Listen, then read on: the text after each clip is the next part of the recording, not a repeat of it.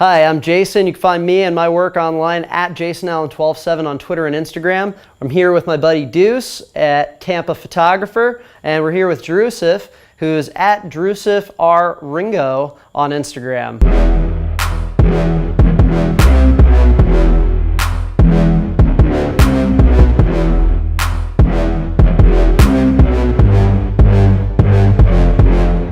All right.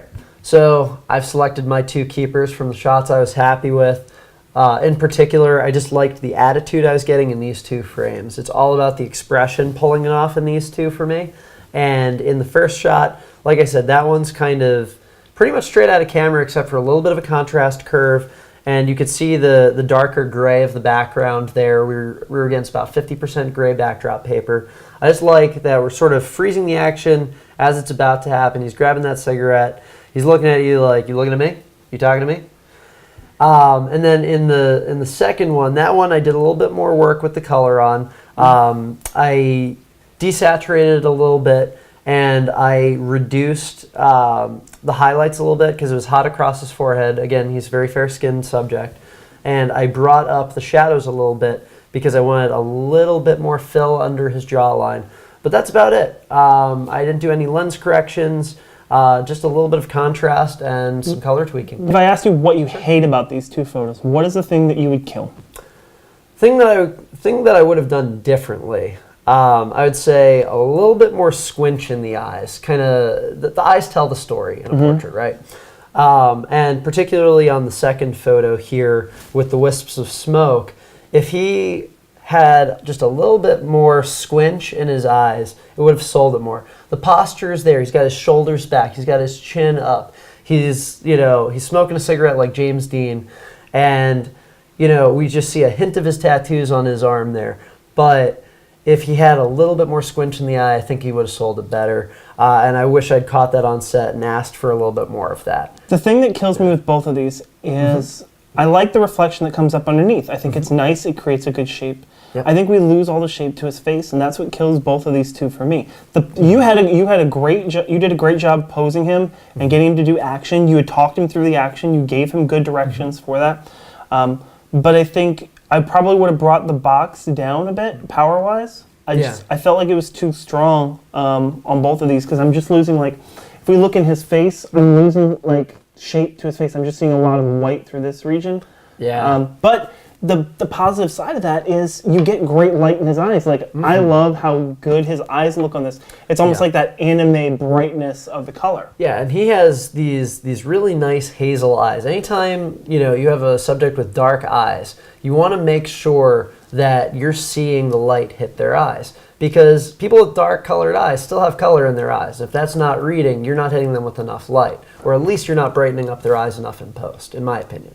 So I wanted to bring that into the shot. It's a pretty monotone palette here, aside from his tattoos on his arm in the first shot, and aside from the beads on his wrist in both shots. There's really not a lot going on color-wise. It could almost be black and white if you just cover up those couple of spots. But I wanted to bring in those eyes and have a little bit more attitude in them. So that is something I would fix. All right, cool. So let's see what shots I got. All right, so these are the two shots that I really liked out of the set. I thought they were strong, contrasty, and while the blue didn't necessarily work for the second one exactly the way I wanted it to, it gives me a couple ideas, such as I kind of like the way it looks. I can't really tell it's a seamless roll. Yeah, the nice thing about just crushing the ambient light with a high shutter speed like you did is you lose the context of we're in a garage. It's like he could be in an industrial area, he could be fighting zombies. Who knows where he is? He could be in the jungle and there's like some building he's freeing hostages from. Right, and if we had a little more time for post, I totally would have gone back in and dirted him up. Because you were shooting right after with him, I didn't want to do that in this particular one. Have respect for your second shooter on these challenges. But I really didn't want to rub a bunch of dirt all over his face as well. Yeah. So I felt like it still worked out well. Yeah, I think the thing that works best for me on the first shot where the knife's in his mouth, the rim lighting is hitting perfectly. It is spot on, and even though the ambient light's crushed, we still have subject definition against the darkness, particularly on the feathering on the front of his hair. So that snoot that you made out of the Cracker Jack boxes, I think was the best dollar spent of the day for both of us, honestly. That was super effective, and it landed exactly where you needed it to. I think location-wise it landed well. I think it's not subtle enough, and that's one of my issues with it. I think it's almost too much. It's like slapping somebody in the face where I could have dialed it back. At the same time, we're talking subtlety. Our model has a knife in his mouth there. Subtlety isn't something we should be going for on this, in my opinion. If you're doing a shot like this for an advertisement, or you're doing a shot like this, I don't know, for just messing around with special effects photography, you want to do something like this loud. And I think this is done well. I think this is done right. And the definition was perfect on that first shot. Compared to the second shot, where I feel, especially with my background mostly in video production, you really want the light to be motivated. You want the light to feel like it's coming from somewhere and feel like it's landing well. Now, in this shot, it's coming from low enough on the wider shot that it doesn't look like it's a street lamp. It doesn't look like, it's a hallway in a dimly lit industrial area. It doesn't look like, we were joking off camera earlier. It doesn't look like it's, the light in your garage when, a person high on drugs is breaking in the middle of the night with a knife in his hand, which is a little bit what his expression looks like on this one. And I kind of like that crazy in his eyes for it, but the hard side lighting, I would have gone subtler on the wide shot. That's where I'd go subtler. And I think I absolutely agree with you on that. I mean, in this particular one, I think the model plays a role, but also the light needs to play the second role. Yep. Maybe your scene needs to play the third. Mm-hmm. But when it comes to it, I agree. I think the soft light doesn't make a lot of sense for this one. While I like the shot and the look and how he looks for it, I think the shot as a whole would have been a lot better with that light maybe even cut back, or really rethinking it through a little more. I think the soft light works in both cases because it wasn't straight on. We weren't doing straight on axis with his chin line for that.